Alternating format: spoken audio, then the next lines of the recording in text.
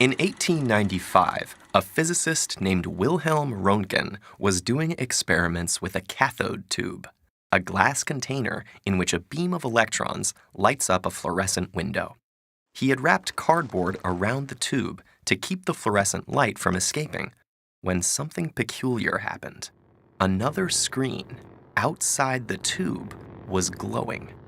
In other words, invisible rays had passed through the cardboard.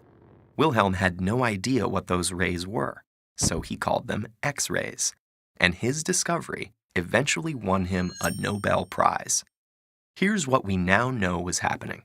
When high-energy electrons in the cathode tube hit a metal component, they either got slowed down and released extra energy, or kicked off electrons from the atoms they hit, which triggered a reshuffling that, again, released energy. In both cases, the energy was emitted in the form of X-rays, which is a type of electromagnetic radiation with higher energy than visible light and lower energy than gamma rays. X-rays are powerful enough to fly through many kinds of matter as if they are semi-transparent, and they're particularly useful for medical applications because they can make images of organs, like bones, without harming them, although they do have a small chance of causing mutations in reproductive organs and tissues like the thyroid, which is why lead aprons are often used to block them. When X-rays interact with matter, they collide with electrons. Sometimes the X-ray transfers all of its energy to the matter and gets absorbed. Other times, it only transfers some of its energy, and the rest is scattered. The frequency of these outcomes depends on how many electrons the X-rays are likely to hit. Collisions are more likely if a material is dense, or if it's made of elements with higher atomic numbers, which means more electrons. Bones are dense and full of calcium, which has a relatively high atomic number, so they absorb X-rays pretty well.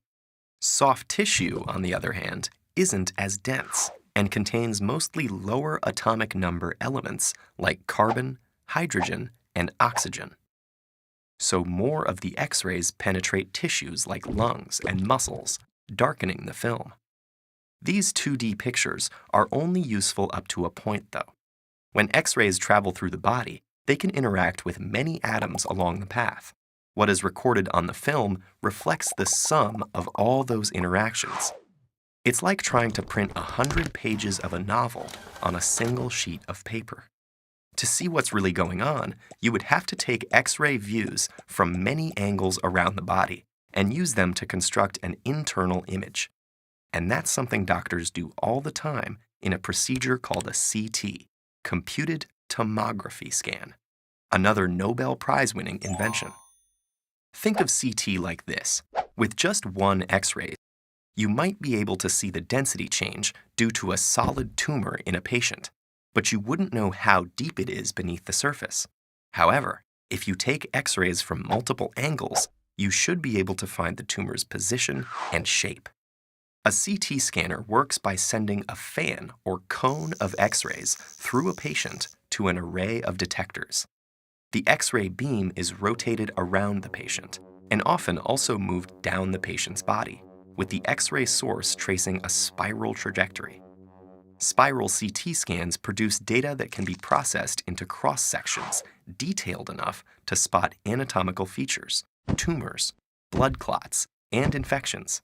CT scans can even detect heart disease and cavities in mummies buried thousands of years ago. So what began as Röntgen's happy accident has become a medical marvel. Hospitals and clinics now conduct over 100 million scans each year worldwide to treat diseases and save lives.